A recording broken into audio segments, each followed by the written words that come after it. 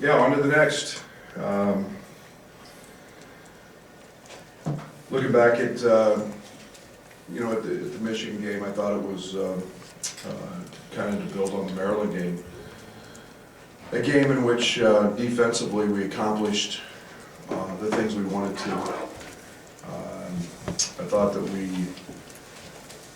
Devontae Williams was incredible. I thought that the job he did on livers was good during the game, and then in our grade out session was by far and away our highest grade out defensively.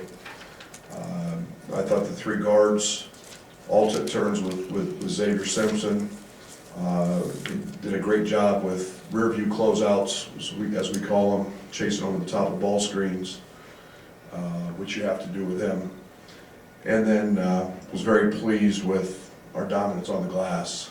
I think 31 points and 18 rebounds from G and Kof, and that was a big part of what we did there, and very impressed with that. We had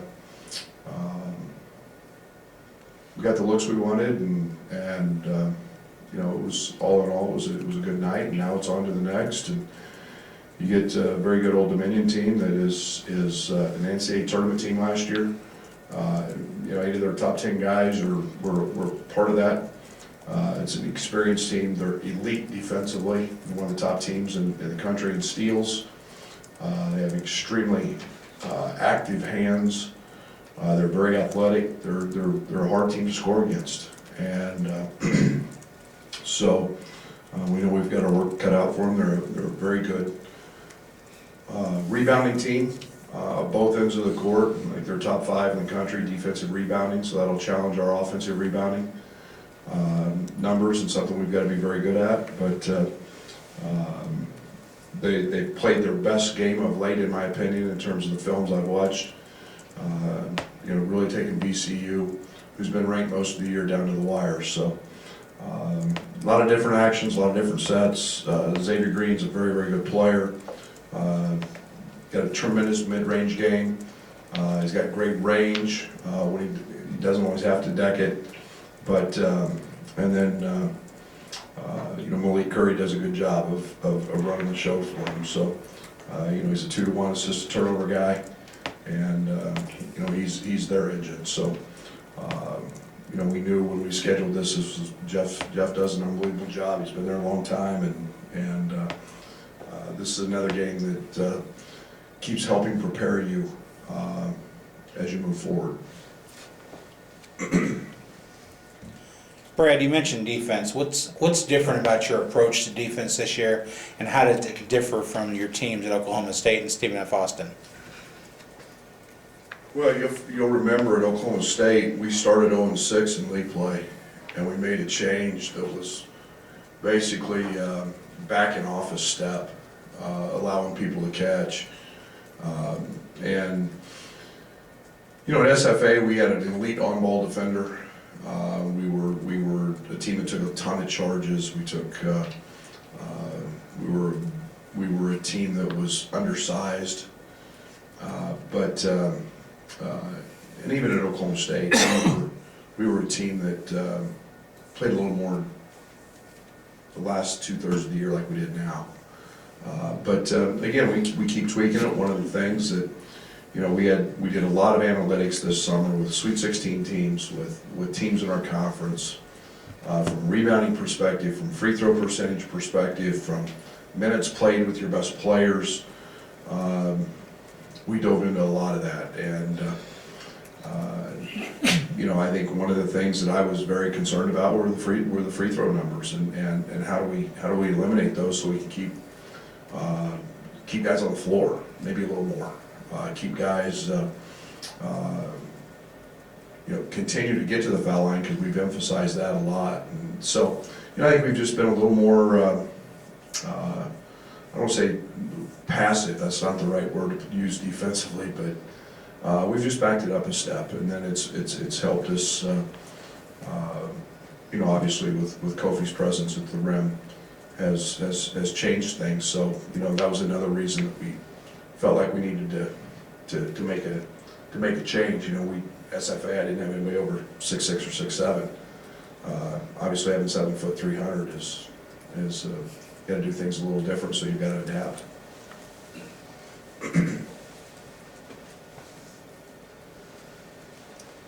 The last couple of games, bringing Dre off the bench, have you seen anything different from him in that role? And maybe what about that role suits him so well? Because he's been productive last year. It's unbelievable what he did, and it's why we did it. There's a couple reasons. I like the matchups early.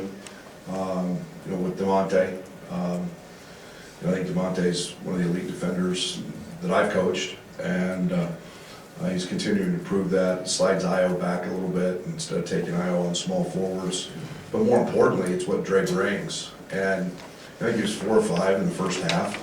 That's an unbelievable punch that's coming in when you're bringing one of your best players off the bench and establishing that identity.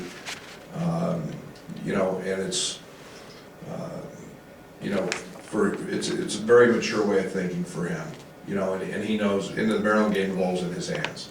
The other night, at the end of the game, he's in. He's the one that understands that it doesn't matter who starts. And yet he impacts the game at a very, very high level when he does come in. So it's helped our team, and he's a very mature young man in understanding that, and it's impacted our bench production a lot.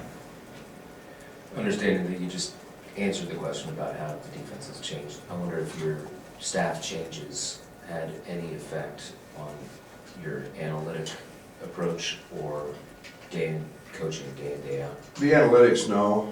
The staff stuff, I mean, Jamal does an unbelievable job. He's been in a system that's been very similar. Obviously, Stephen was in a system at Gonzaga that was very, very similar. They were one of the outstanding defensive teams in the country, but it was something we've been talking about since the spring. And our foul rate, was compromised so much last year because we didn't get to the line, and then we didn't offensive rebound, and it stressed us so much. We had to find a solution, and Kofi. And I go back and say it. I mean, Kofi's a difference maker with that size at the front of the rim. So, we had to tweak a couple things, and to be honest, it hasn't been anything super drastic in terms of we back up a couple steps, but it's something that we felt had to be done. Brad, when it comes to DeMonte's defense, are there anything besides what we could all see plainly, but numbers or metrics that tell you what his defense is doing? Yeah, I mean, we grade out every game on over 40 minutes the points against, and part of that is I should have brought it, and we've got it. I'll bring it, let you guys see it sometime. It's all of our contest, it's positioning, it's lack of mistakes. And you throw all of that in and understand that we play in a league where there's going to be a lot of really, really good players, there's pros. And sometimes they're going to make really good shots. When you put DeMonte's mental piece and understanding scouting report, and then you do that with his length, he's up there just about every night when he grades out. So there's just a lot of things. And his intelligence, he's physically strong. You take a 7-foot wingspan, that bothers people. You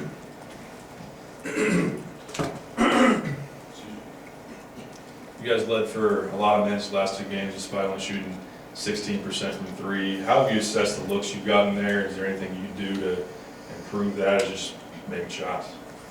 Yeah, I think there's the same guys that have made a lot of threes over the last year, over the last 2 years.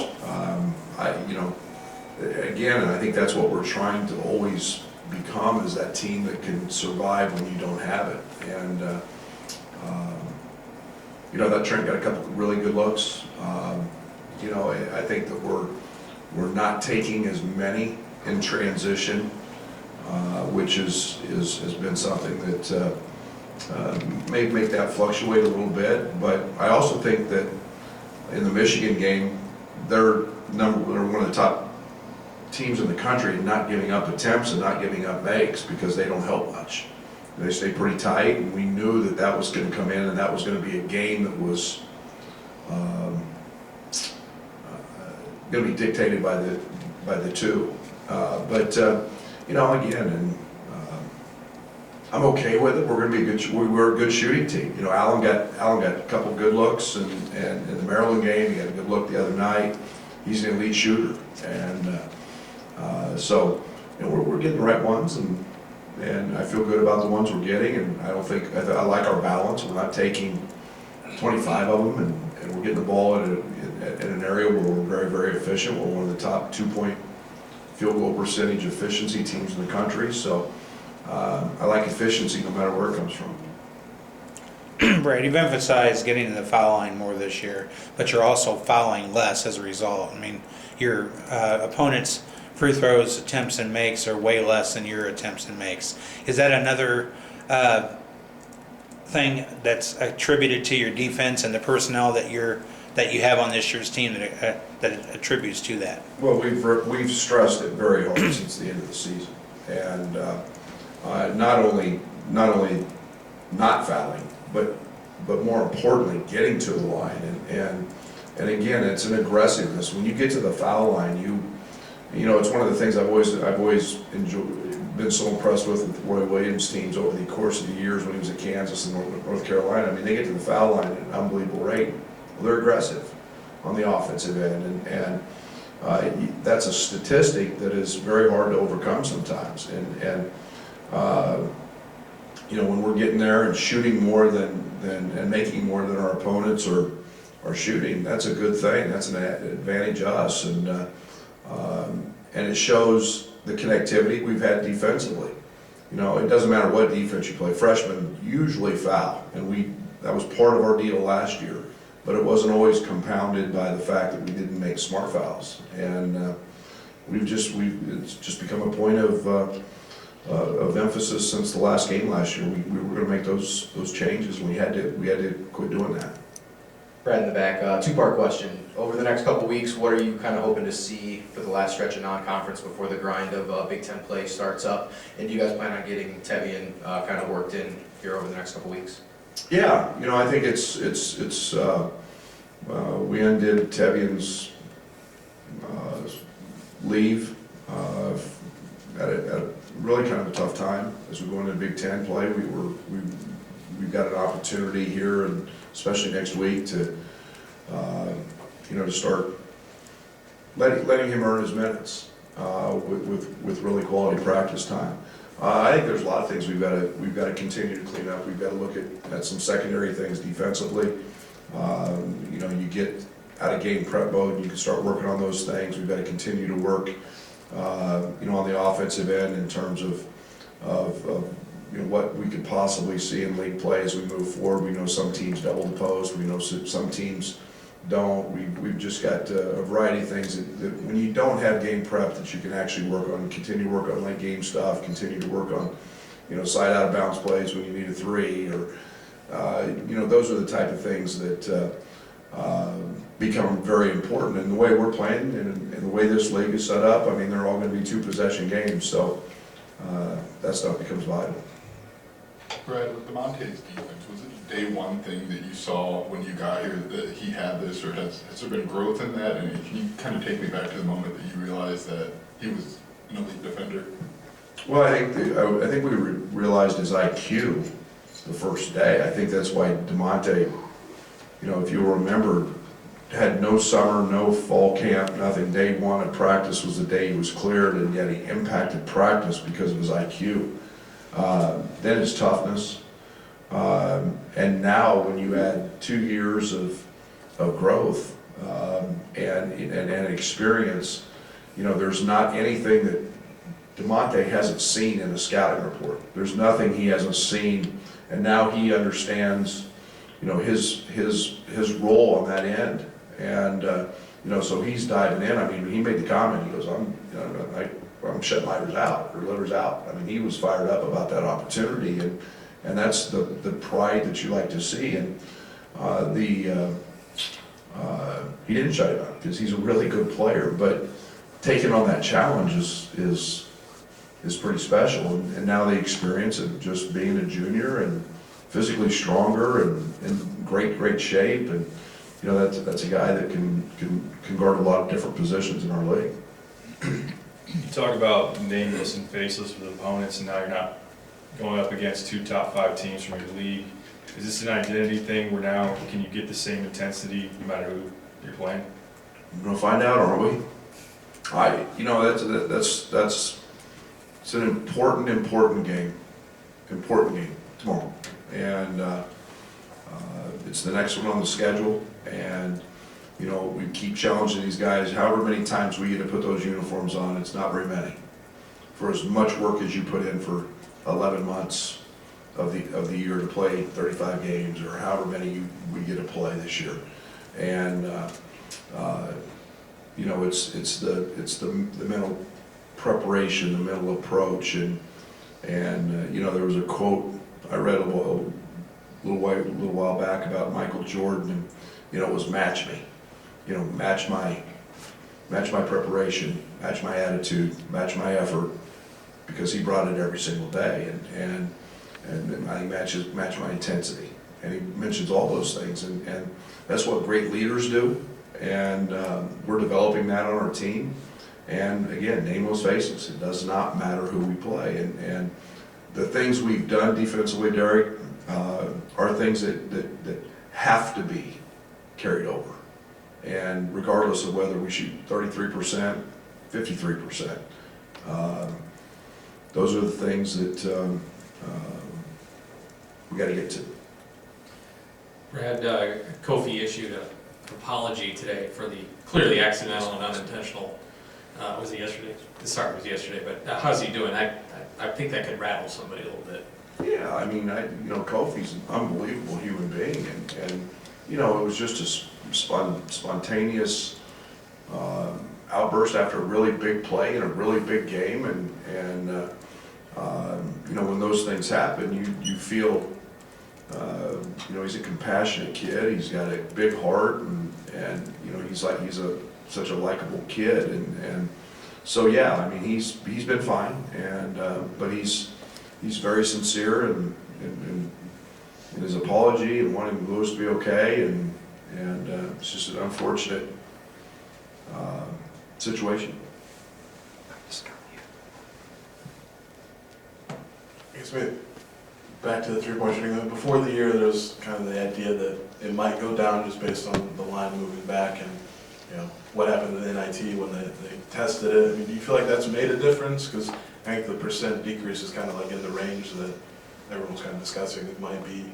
You know, Yeah, I think it's 2 to 3%. I mean, I think what it's done is it's taken a marginal shooter and made it more difficult. I think shooters are really, no matter, you know, they're comfortable wherever they are, that they can shoot that. And you know, you take away the first game of the year for Trent, he's shooting the ball pretty well, and you know, Allen's a really good shooter. The line doesn't bother him, but I think it does impact certain guys. I think it impacts you know, a 32, 33% three-point shooter who you might be worried about before is probably down in that 27, 28, 29 range, and maybe you don't give that guy as much attention and dare him to make 1 or 2. But yeah, it's impacted the game a little bit, and I don't think it's impacted it in terms of the way we're trying to coach it or not coach it, but I do think it's impacted the game in terms of kids' ability to make it. With Tev, how much does he have to make up as far as on-court chemistry with his teammates? There's been a scout team, obviously, when he was out. Is that a big key, or what else is that? And I think that's part of the challenge of next week is, you know, finding those minutes with the core guys, and you know, not running with the scout team all the time, and he's been an unbelievable scout player, you know, but you know, just trying to figure out where that's at, where those minutes come, how they come and finding a comfort there. So, we all know that there's opportunities that TAV can help, and we'll have to figure out where those become. This needs to be the last question, so we can get players done. Following that theme, has your philosophy changed at all about short bench versus long bench? I think my philosophy is about winning. I mean, putting the best players on the court, and however we have to do that. And I always go back to my first year at Stephen F. We played 7 guys predominantly, major minutes. That bench grew as they could. We had 9 or 10 guys that close to playing double-figure minutes. But if it's winning time, we're going to put the best guys out there that give us the best opportunity, and along the way, that's may include a short bench, may include having to play a few more guys. Okay. Thanks, guys.